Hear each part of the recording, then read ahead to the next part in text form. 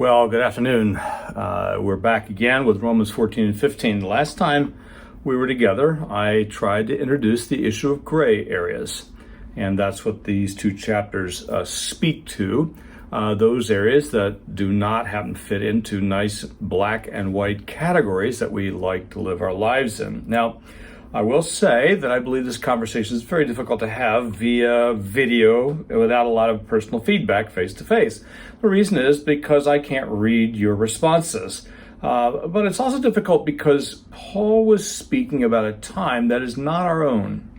It's actually easier to look back into his time and to identify gray areas from his particular time frame than it is to look at our own culture and examine our own. And we're going to look at a little bit of both of those. But I want to say that historically, when Paul is dealing with gray issues, particularly in Romans and Galatians to a large degree, he is asking a question about who has the right to have table fellowship with the followers of Christ. Now, within the Roman city of Rome, the city of Rome, within that city, it's possible to think in terms of a fabric of society of Jewish and Gentile community living together and recognizing those differences. Practices that were specific to Jewish believers are pretty much what's on display here. And what he's trying to do is he's dealing with Jewish believers who, number one, are believers, and secondly, have retained their commitments to Moses and the Torah and the ancestral patterns. And Paul's concern is with those expectations on the part of either Gentile or Jewish community concerning those practices. And he's going to suggest those practices are not as important as sometimes we think they are. Now, more specifically, it relates to behavioral elements that make them Christ followers and yet still Jewish. And by that, I mean three primary areas. One, of course, is circumcision. Now, Paul doesn't mention circumcision specifically in this section, but he has mentioned it several times in his letter, and we know from Galatians that it was an issue. This is an issue that would dog him throughout his ministry career. People who wondered if, in fact, if I was going to be a Christ follower, I needed to follow both the Old and the New Testament on the issues of circumcision, and felt like it was necessary. And in fact, Paul's accused so much that he's accused of violating and varying with Old Testament, and so much so that when chapter 3 in Romans comes along, he says, some of you are going to ask me, so what good then is circumcision if it doesn't help me? Or in fact, what good is even being a Jew? Now, Paul's going to respond to that, and you have to go back to chapter 3 to look at that, but typically speaking, from soteriology, that is the doctrine of salvation, Paul's going to say ultimately these are not that important things that some people suggest. Now, you have to sense the intuitive, visceral response, because I can't think of anything better today, really, except maybe gun rights. In strict constitutional conservatives look at the Second Amendment and assert gun rights, and people will go to the mat, to death necessarily, to defend their gun rights. That's the intuitive sense. That same sense is at work in the Jewish community with regard to circumcision. And now they're being told ultimately those rights or those responsibilities are in fact ultimately not that significant at all. Now, two other areas show up. One are the kosher food laws, and another has to do with Sabbath practices. Both of these are very important to Jewish identity. And Paul's suggesting some people see one day above another, some people don't. Some people eat meat and certain kinds of meat, and some people don't. And these are significant portions to the very identity of Jews, whether or not they're Christians. And for them, these issues amount to obedience and therefore are inherently moral. For a Jewish community, these are not truly gray issues for them. Now, they may be told to them, their face, that they're gray issues, but they're deeply involved with this. It takes a lot of reprogramming, and so much so that Paul's called antinomian. Now, antinomian is a way of talking about someone who is against the law. Now, Paul is not against the law. In fact, he says it's holy and righteous and good. But because he is willing to suggest that maybe some of the expectations, like circumcision, were never intended for salvation, they were intended for Jewish practices as a faithful people of Jewish people before God. And so he was concerned that they not misread him. Now, in later videos, next couple of videos, I want to talk a little bit about what Paul has to say to the weak and to the strong in the community and how to behave this way. But we have to kind of identify what gray areas might be in general. And I think that we have to start with someplace that we know we agree, and that is the idea that for some people, gray areas actually are in fact moral.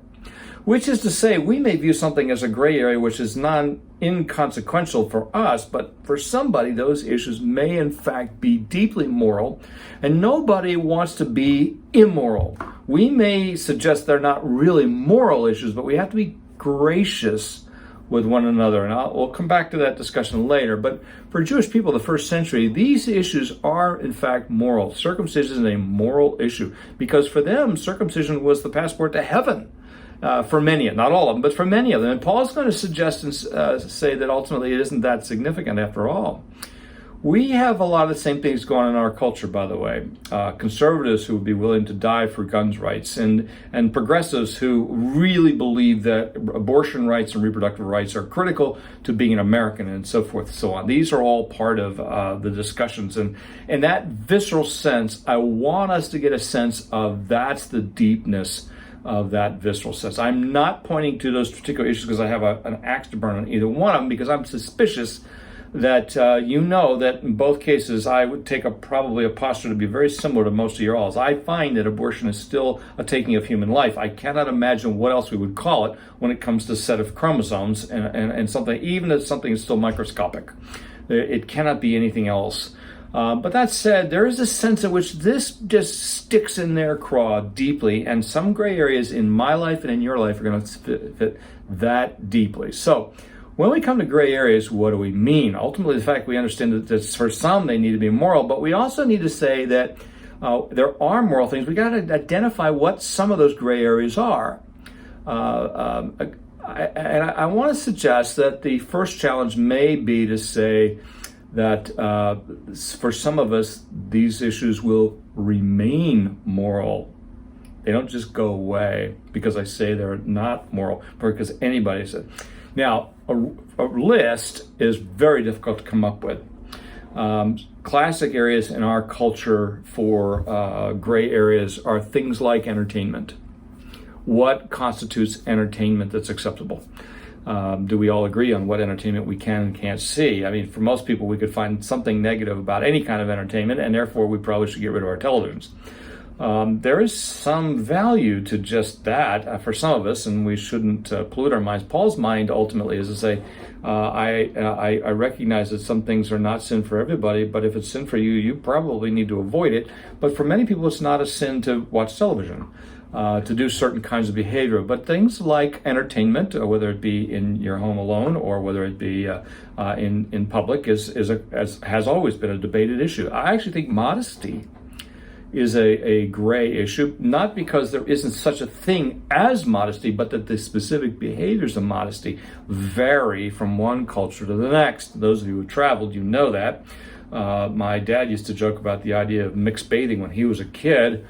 Back the other end of the last century, when mixed bathing was essentially you couldn't have men and women swimming in the same lake because of the possible exposure to another person, their skin of some kind. And so that kind of thing is a pretty important, significant issue in that time. But that isn't in ours. For us, mixed bathing is throwing our kids when they're 2 and 3 into the same tub. That's not what you are generally worried about. But I'll say, what kind of games do we play? My sister, when she was younger, could not play canasta with certain of her friends because the canasta deck required jokers, and jokers were viewed as a picture of the evil one, and they wouldn't tolerate. Some of their friends would not tolerate that. In some portions of our country, smoking is considered to be a bad idea, not only health-wise, but even immoral. And in fact, the reverse of that is also true in places like Carolina, where some church services you smoke as a patriotic act in between services because it's an economy issue. Our economy is based on tobacco, and therefore we want to support the system. Alcohol has always been a challenge in our culture for a lot of good reasons, and the Bible doesn't say a lot about just alcohol in its face. It does suggest be careful of it. Certainly avoid, don't be drunk. That's bad. But it also suggests there are times when it is not a horrible thing. And early on, for many generations, the argument was that alcohol in fermented form was not biblical whenever it says positive things. And I cannot see that. I don't even think it actually approaches that. But it does give us pause. In our culture, we had such a problem. We actually implemented in 101 years ago now the 18th Amendment, which almost 15 years later, they were discarding because they realized it was a failed experiment. Prohibition just did not work in our culture.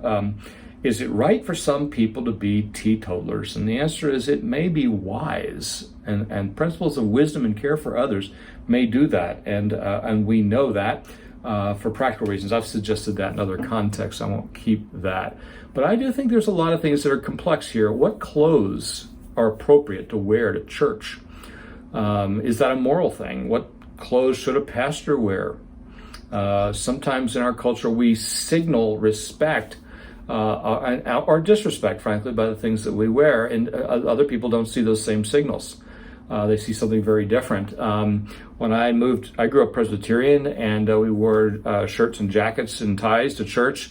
I moved to California, and it turned out that there, physicians who were well known at the local university hospital would show up at church in the summertime in sandals and shorts and t-shirts. That's the way church was done.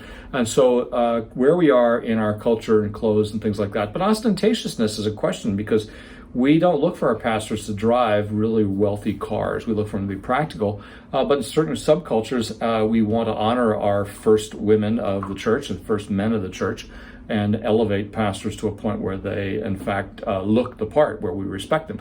And it's a reflection on us that they dress up well. So there's a lot of complexities in this kind of culture, and I think most of you know that. Probably a little more tricky has to do with Christians and politics. What posture should we hold towards politics? Those of you who come out of any Mennonite backgrounds, you know that Mennonites have often been leery of politics, and to the point where they often don't even vote, because they don't want that entanglement with the world system. And ever since about the 1970s, maybe the later 70s, I think it really wasn't Roe v. Wade that really did it. Roe v. Wade came to be a unifying argument about 8 or 9 years later. But as you saw in the mid 70s or so, the issues of freedom of choice of who can go to our schools, and particularly in the South, where there was a lot of segregation going on, that became a part of how the behavior was. This is a pretty complicated issue, because right and left, in many ways, in their views, Ron Dotzler is really pretty funny on this. There is no left way, and there is no right way. There's God's way, and frankly, he plans to take over. So this is a very complicated discussion. I actually think there are things like healthcare. Is healthcare a moral issue? I think we could suggest that maybe it is. Now, how we strategically get at that, I think we could have a little healthy debate. But the fact that it is something that is terribly important in our culture, when my wife was let go off of a job situation, healthcare was the very first thing that came to mind. Because at our age, you can't afford not to have some healthcare, and it's for those. If she works in the healthcare industry, that's one of those things that sort of freaks her out. But it's not just healthcare; it's also things like budgets. And anytime we talk about healthcare and budgets, when we want to shut the conversation down, we throw words at it like Marxist or socialist or Naziist, or those kinds of trigger words that help shut, because these things are revulsive in themselves. To many Americans, and having lived in, at least spent some time in socialist cultures, most of our concerns don't begin to approach what a socialist culture typically looks like. But those words are used and thrown around. We have to be really careful about it. So budgets and where we put our priorities, and that's true in a household as well as a nation. Those are things that are pretty important. I want you to suggest that the big picture is that we live in a society which, on the one hand, is terribly pragmatic, and yet it's very difficult to avoid moral implications in so many of the areas around us. My purpose is not to set us really to give the answers this time around. I'm going to look at next time what Paul says to the weak and to the strong and how he brings them together. But I want us to get a sense of the gut check here. This is deeply personal. It's often deeply localized and deeply culturally local as well. We live our lives mostly in our personal lives, our intimate lives, our community lives with our neighbors, our community jobs, and our lives and our vocations, our community life in church, in many places, whether it's political or sociological. These are all a mix of gray areas and difficult. We simply live in a confusing world, and we get to navigate that. That's what Paul's trying to get into. And I'm quite sure most of you have areas you can imagine that I can't even begin to think so. Next time we'll try to unpack a little bit more and what God wants to say to those. But I want to suggest that there is we live in a culture that's changing right now, and that culture is changing in ways that we should not waste. This is a crisis that we don't want to waste. We get a chance to reorient our church, ourselves, our values in some ways that are productive, and an opportunity to say we're being stressed. And those stresses give us a shot and a chance to reassess where things are critical in our lives, and we get a chance to adjust those things. So next time, we'll try to make the case on how to respond to each of those, mostly from Paul's point of view, but maybe suggest a little bit of how it matters to us as well. So let me pray. Father, thanks for these men and women who are listening, and would you keep pushing us. Help us to grow. Help us to mature. And gray areas are certainly an area that require a certain amount of maturity to live in. So give us the rest of a good week for Jesus' sake. Amen. And I'll see you next time.